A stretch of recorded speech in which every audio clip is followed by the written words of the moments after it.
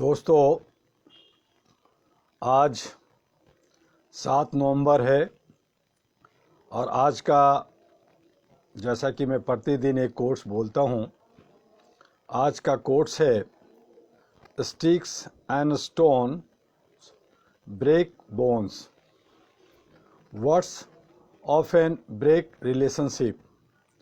Sticks and stones break bones, words often break relationship.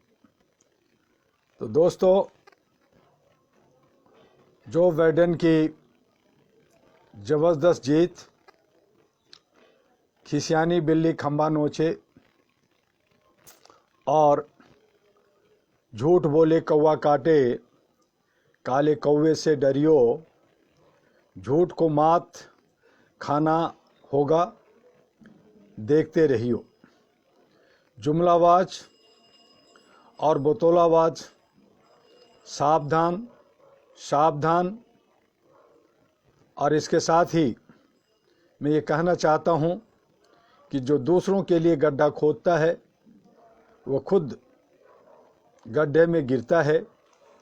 यह हमेशा होता आया है और ऐसा ही होता रहेगा। तो आज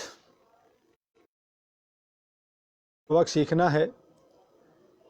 विश्व के अंदर जो घटना घटित हो रही है, एक तो प्रकृति की मार है, प्रकृति की शक्तियां हैं, जहां हम उसकी अवहेलना करते हैं, उसकी नाफरमानी करते हैं तो सज़ा, चाहे महामारी से हो, चाहे भूकंप से हो, चाहे बाढ़ से हो, चाहे अन्य कारणों से हो, वो होता है।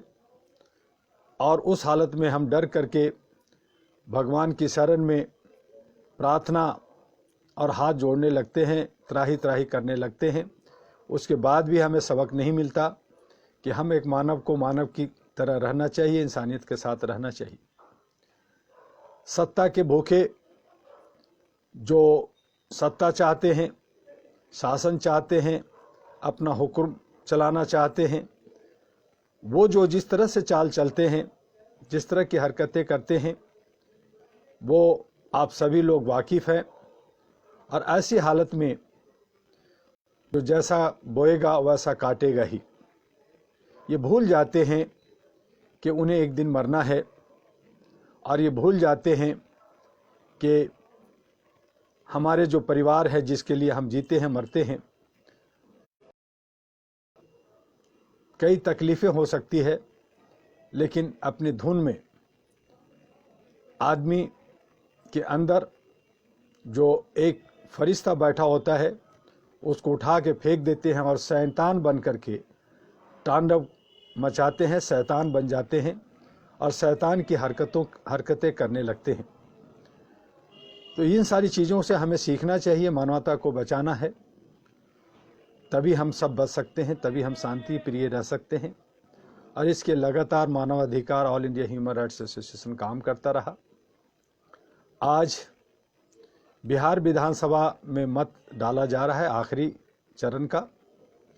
शाम तक क्या होता है, कैसा होता है, ये पता चलेगा।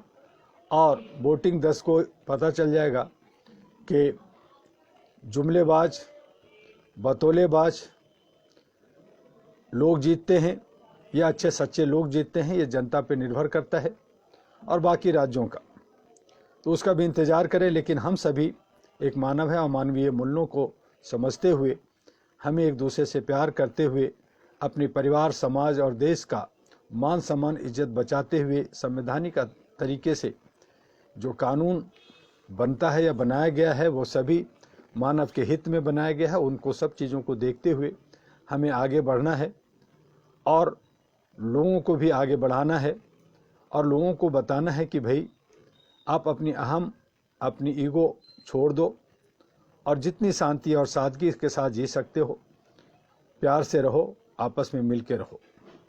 यही एक सार है।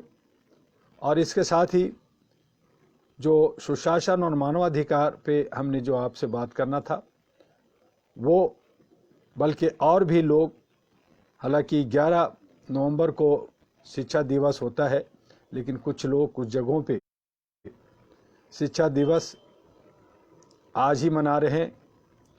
तो शिक्षा ग्रहण करना हमें उन्नति की ओर ले जाता है, हमारा विकास करता है। इसलिए शिक्षा हर एक व्यक्ति को होना चाहिए। ये शिक्षा किसी भी देश के अंदर मुफ्त होना चाहिए। जिस तरह से गुरुकुल में उन्हें कुछ दक्षिणा लोग स्वेच्छा से देते थे, लेकिन शिक्षा मुफ्त में होता था, उन्हें बताया जाता था, पढ़ाया जाता था, उनके आचरण, उनको रहन सहन, खान पीन और उठना बैठना, एक दूसरे के साथ किस तरह से आप व्यवहार करेंगे, इन तमाम चीज़ों को सिखाया जाता था। तो शिक्षा जो है हमारे एक बहुत बड़ा हथियार है, एक बहुत बड़ा धन है। वो हीरे मोती से भी अमूल्य है। उन शिक्षा को ग्रहण करने के लिए समानता के साथ जो शोषित वंचित लोग हैं, जो पीछे लोग हैं, जो आदिवासी लोग हैं, जो अनपढ़ हैं, जिन्हें हम गंवार कहते हैं, उन्हें भी शिक्षा प्राप्त करने का पूरा पूरा हक बनता है। उनको शिक्षा मिलनी चाहिए। और जिस देश के अंदर शिक्षा ज़्यादा होता है वो जो है ज़्यादा विकास करता है। भारत के अंदर हम कहते हैं कि केरला में एजुकेशन ज़्यादा है, तो वहाँ पे जो है लोग बहुत ही शिक्षित, बहुत ही सब है, आपस में कम लड़ते हैं और वो अपना विकास करते हैं और इस तरह से उनका जीवन अच्छा होता है। तो इसी तरह से पूरे भारत जो 36 राज्यों में बटा है, वो जो है हर जगह शिक्षा होना चाहिए समानता के साथ, ये मेरा कहना है। वहाँ पे किसी तरह का भेदभाव, किसी जात पात ऊंची नीची नहीं होना चाहिए। जैसे कि मैंने बहुत सारी किताबें में पढ़ा कि बहुत पहले लोग जो है, जो बड़े लोग होते थे, दबंग लोग होते थे, वो लोग नीचे के लोगों को पढ़ने नहीं देते थे या उन्हें गंवार बना के रखना चाहते थे, उनको कमज़ोर बना के रखना चाहते थे। वो जो है चाहते थे कि वो उनके उंगलियों के पे, उनके इशारों पे नाचे। आज समय बदला है, सभी को शिक्षा ग्रहण करना चाहिए और आगे बढ़ना चाहिए। इसके लिए सरकार को भी और जितने भी स्वयंसेवी संगठन है, जितनी भी पार्टियां हैं, उन सभी को विचार करना चाहिए और उस पर काम करना चाहिए।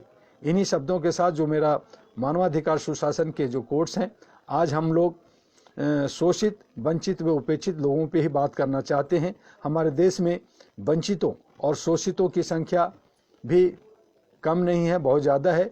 किसी भी बड़े शहर में रात के वक्त फुटपाथ पर सोने वाले लोग हर जगह मिल जाते हैं। दिल्ली जैसे महानगर में तमाम रेन बसेरे बनाए गए हैं, इसके बावजूद तमाम शोषित व वंचित लोग मंदिरों के आसपास, फ्लाईओवर के नीचे, अंडरपास के अंदर, बस अड्डों, रेलवे स्टेशनों के आसपास उठते बैठते और सोते देखे जा सकते हैं। यही हाल कमोबेश मुंबई, कोलकाता, चेन्नई, हैदराबाद, जयपुर, लखनऊ, भोपाल, रांची, रायपुर जैसे शहरों का भी है। ये शोषित और वंचित लोग इसी देश के नागरिक हैं। इनके पास न सोने के लिए चरपाई होती है, न सर पर कोई छत होती है, न पेट भरने के लिए भोजन की व्यवस्था होती है। इनमें कुछ लोग मजदूरी करते हैं, कुछ भीख मांगते हैं, कुछ अन्य छोटे मोटे कार्य करके, जैसे रिक्शा चलाकर, जूते पॉलिश करके, कूड़ा बीनकर अपना जीविकोपार्जन करते हैं। इनके लिए भी राशन कार्ड बनाए जाने चाहिए। इन सभी का मतदाता पहचान पत्र होना चाहिए तथा इन्हें भी रोटी, कपड़ा, मकान और सभी सहूलियतें मुहैया होनी चाहिए। हमारा संविधान भी यही कहता है। संविधान में सबको मौलिक अधिकार दिए गए हैं, इसके साथ साथ इन सभी का मानवाधिकार भी है। इनकी भी रक्षा की जानी चाहिए। ये भी मानव हैं। यदि इन्हें पूरी तरह से शिक्षित करके इन्हें उचित कार्य देकर मुख्यधारा में शामिल किया जाता है तो इससे देश को भी फायदा होगा। शोषितों और वंचितों की आबादी गांव और शहरों में दोनों जगह रहती है। पूर्वी उत्तर प्रदेश और बिहार में एक जाति होती है मुसहर। मुसहर जाति का जीवन देखने पर आज भी लगता है कि ये सही मायने में मानव का जीवन नहीं जी रहे हैं। ये छोटे छोटे कच्चे मकानों में रहते हैं जिनमें रोशनदान की सुविधा नहीं होती। एक ही कमरे में पूरा परिवार सोता है। इनके यहाँ न तो शुद्ध जल होता है, न ही खाने के बर्तन। ये लोग गांव में लोगों के यहाँ होने वाले उत्सवों में पत्तल बांटते हैं और लोगों को खाना खाने के बाद पत्तल उठाकर फेंकते हैं। बाकी दिनों में ये लोग कहीं लकड़ी काटने का काम करते हैं तो कहीं मिट्टी फेंकने का काम करते हैं। कहीं कहीं ये लोग पक्की हुई फसलों की कटाई में लग जाते हैं। इन्हें मिलने वाली मजदूरी से बड़ी मुश्किल से इनका गुजारा हो पाता है। इधर कुछ वर्षों में इनके जीवन में थोड़ा सुधार आया है। आपको सुनकर ताज्जुब होगा, ये लोग चूहों को मारकर खाते थे। इस तरह से कुछ अन्य जातियां भी बुरी स्थिति में भी उनके स्तर में भी थोड़ा सुधार हुआ है, परंतु अभी भी इनके जीवन यापन का स्तर ठीक नहीं है, इनके यहाँ स्वच्छता का अभाव रहता है। ये लोग किसी तरह से अपना जीवन यापन करते हैं, गंदगी उनके जीवन का अंग बनी रहती है, जिसकी वजह से ये लोग तमाम बीमारियों के शिकार होते हैं। महिलाओं में खून की कमी, पुरुषों में टीबी और दमा की बीमारी, चर्म रोग अक्सर पाए जाते हैं। इनकी तरफ भी पूरी तरह से ध्यान दिए जाने की ज़रूरत है। ये लोग काफ़ी मेहनती होते हैं और ईमानदार होते हैं। यदि इन्हें शिक्षित करके मुख्यधारा में शामिल किया जाए तो इससे देश व समाज को काफ़ी लाभ हो सकता है। इससे जहां इनके जीवन में प्रकाश आएगा, वही मानवाधिकारों से ये परिचित होने लगेंगे तथा अपने हक के लिए आवाज़ भी उठाने लगेंगे। सबसे पहले इनके अंदर शिक्षा की ज्योति जलानी पड़ेगी तथा रोटी, कपड़ा और मकान मुहैया करना पड़ेगा। यह प्रशासन की जिम्मेदारी है। प्रशासन अपना दायित्व निभाने में चूक रहा है तो वह इनके लिए दोषी माना जाना चाहिए। मेरा मानना है ऐसे लोग गरीबी रेखा के नीचे जीवन यापन करने वाले होते हैं। हमारे देश में गरीबी रेखा से नीचे जीवन यापन करने वालों की संख्या 22% से लेकर 25% तक है। यह हमारे विकास की यात्रा में मखमल पर तट की पैबंद की तरह से हैं। जिस देश में कुछ लोग अपने कुत्तों को जितने रुपये का बिस्कुट और मांस खिला देते हैं, उसका एक हिस्सा भी देश के शोषितों व वंचितों को पेट भरने के लिए नहीं मिल पाता है। यह व्यवस्था का ही दोष माना जाएगा। असमानता की खाई लगातार बढ़ रही है। हमारे देश में गरीबी रेखा निर्धारित है पर अमीरी की रेखा निर्धारित नहीं है। किसी व्यक्ति के पास कितने बंगले होने चाहिए, कितनी कार होनी चाहिए, कितनी बैंक बैलेंस होनी चाहिए, वह कितने कुत्ते पाल सकता है, वह कितने हवाई जहाज रख सकता है, इसकी कोई सीमा नहीं है। मेरा सुझाव है कि भारत जैसे देश में अमीरी रेखा भी तय की जानी चाहिए। अमीरी रेखा तय होने के बाद जो लोग अंधाधुंध पैसा कमाने के चक्कर में रहते हैं, आए दिन नई फैक्ट्रियां लगाने की बात करते रहते हैं, इस प्रवृत्ति पर रोक लगेगी। इनके सामाजिक सरोकार तय किए जाने चाहिए। अगर किसी व्यक्ति के पास 50 लाख रुपए से ज़्यादा की इनकम है, उनसे टैक्स ले लिया जाता है, परंतु इतना ही पर्याप्त नहीं है। टैक्स देने के अलावा कुछ सामाजिक सरोकार भी होते हैं। जिस देश में रहकर उक्त व्यक्ति ने उन्नति की है, उस देश की गरीब जनता के लिए उनका भी कुछ विशेष कर्तव्य है। यदि देश के बड़े लोग शोषितों वंचितों के बारे में गंभीरता से सोचें तो हमारे देश में कुछ ही वर्षों में एक भी व्यक्ति शोषित, वंचित व उपेक्षित नहीं रह पाएगा। सभी विकास की मुख्यधारा से जुड़ जाएंगे। इसके लिए देश के पूंजीपतियों को आगे आना चाहिए। सरकार को भी इसके लिए पहल करने की ज़रूरत है। और साथ ही जो हमारे देश के अंदर जो महिलाएं हैं, वो हमारे संविधान में महिलाओं का तमाम अधिकार दिए गए हैं। इसका उद्देश्य सिर्फ यही है कि महिलाएं सशक्त बने।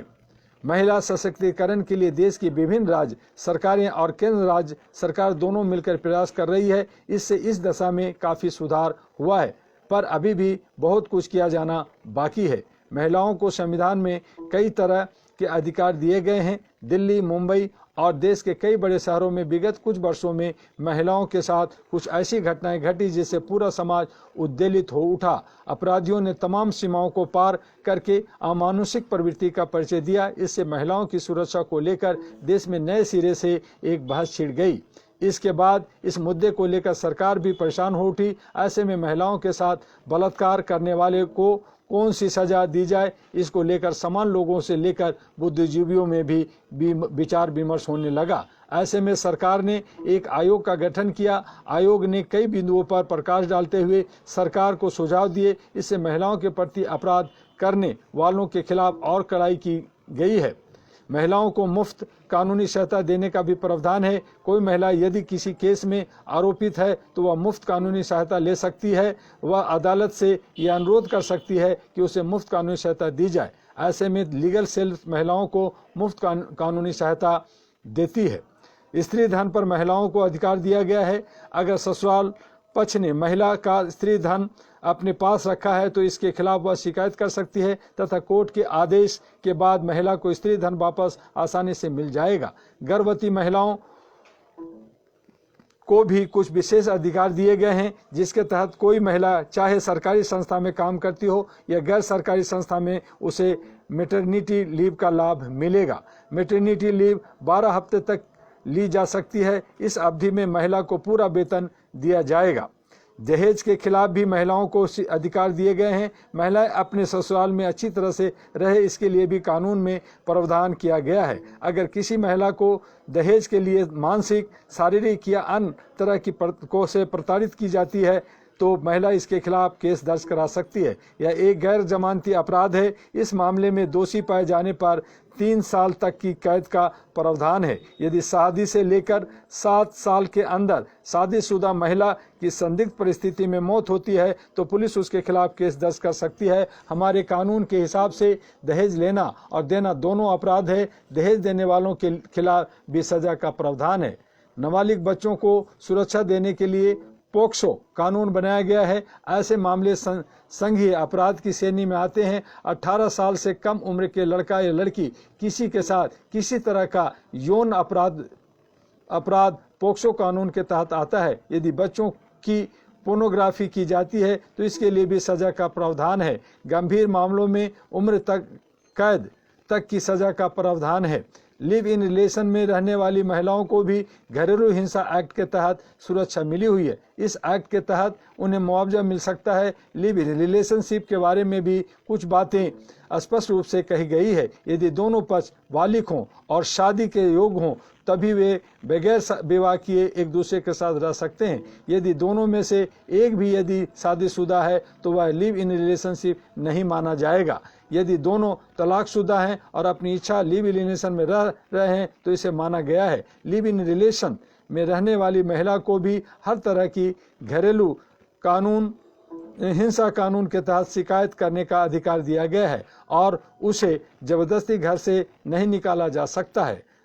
संबंध खत्म होने के बाद यह अधिकार समाप्त हो सकता है। लिव इन रिलेशन में रहने वाली महिलाओं को भी गुजारा भत्ता पाने का अधिकार है। मेरा कहना है कि तमाम कानूनों के बावजूद महिलाओं के खिलाफ अत्याचार कम नहीं हो रहे हैं। जगह जगह महिलाओं का शोषण हो रहा है। ज़्यादातर महिलाएं तो अपने मानवाधिकारों के बारे में जानती ही नहीं। भारत में अभी भी महिलाओं में साक्षरता दर पुरुषों के मुकाबले काफ़ी कम है। साक्षरता दर बढ़ाने, महिलाओं के प्रति सोच बदलने के लिए समाज को सोचना होगा। दिल्ली में निर्भया कांड के बाद महिलाओं को तमाम तरह की सुरक्षा और सहूलियतें देने के कदम उठाए गए। महिला बैंक की स्थापना की गई। संसद में महिलाओं को आरक्षण देने के संबंध में कई बार प्रस्ताव पेश किया गया, परंतु कई राजनीतिक दलों के विरोध के बाद इस पर सर्वसम्मति नहीं बनी। सर्वसम्मति न बन पाने के कारण यह बिल अभी तक रुका हुआ है। पंचायतों में महिलाओं को आरक्षण दिया गया है। बिहार देश का पहला राज्य है जहां महिलाओं को पंचायतों में सर्वाधिक प्रतिनिधित्व दिया गया है। इसके अलावा वहां की सरकार ने महिला सशक्तिकरण के लिए सार्थक प्रयास किया है। यह एक मॉडल हो सकता है। इसे देश के अन्य राज्य भी अपना सकते हैं। संसद और विधानसभाओं में भी महिलाओं को समुचित प्रतिनिधित्व देकर उन्हें विकास में भागीदार बनाने का बराबर का मौका देना चाहिए। यह समय की मांग है। इस मांग को अब बहुत दिनों तक लटकाया नहीं जा सकता। महिलाओं को बराबरी का हक देने के लिए सिर्फ कानून बना देने से काम नहीं चलेगा। इसके लिए समाज को सोच बदलने की जरूरत है। प्रायः यह देखा गया है कि पति पत्नी दोनों जब नौकरी या व्यापार के क्षेत्र में उतरते हैं, यदि पत्नी अपने पति से आगे निकल जाती है तो पति को यह खटकने लगता है। यह पुरुष प्रधान समाज की मानसिकता की वजह से है। पुरुष अपने ऊपर अपने से ज़्यादा समझदार महिलाओं को नहीं समझता। कहते को कुछ भी कहा जाए, लिखने को कुछ भी लिख दिया जाए, गोष्ठियों में कितने ही तर्क दिए जाएं, परंतु सच्चाई यही है कि पुरुष आज भी महिला की प्रधानता स्वीकार करने से हिचकता है।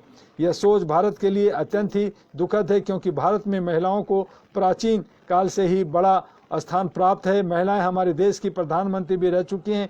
कई देशों के में मुख्यमंत्री भी महिलाएं रह चुकी हैं तथा अभी भी कई राज्यों में मुख्यमंत्री के पद पर आसीन हैं। इसी के साथ साथ महिलाएं न्यायाधीश, प्रिंसिपल, विभागाध्यक्ष, वैज्ञानिक, समाज सुधारक रह चुकी हैं। ये अभी भी इस क्षेत्र में काम कर रही हैं। ऐसे में उनकी बुद्धि, सोच व क्षमता को किसी मायने में पुरुषों से कम नहीं समझना चाहिए। हमारे देश में सर्वोच्च पद राष्ट्रपति के पद को भी एक महिला ने सुशोभित किया है। इसके बाद महिलाओं को दोयम दर्जे का समझने की मानसिकता कहीं से उचित नहीं कही जा सकती है। जब हम इस तरह की मानसिकता रखेंगे तो कैसे समानता आ सकती है। इसलिए आज समाज को अपने नज़रिए में बदलाव लाने की ज़रूरत है। जिस दिन पुरुषों का नजरिया बदल गया उस दिन यह बदलाव आना शुरू हो जाएगा। इसकी शुरुआत हो चुकी है, परंतु यह प्रक्रिया अभी काफ़ी धीमी गति से चल रही है। इसमें और तेजी लाई जानी चाहिए। इसके साथ ही मेरा मत है कि महिलाओं भी अपने नजरिए को बदलें। पर यह देखा गया है कि एक माँ ही बेटे बेटियों में भेद करना शुरू कर देती हैं।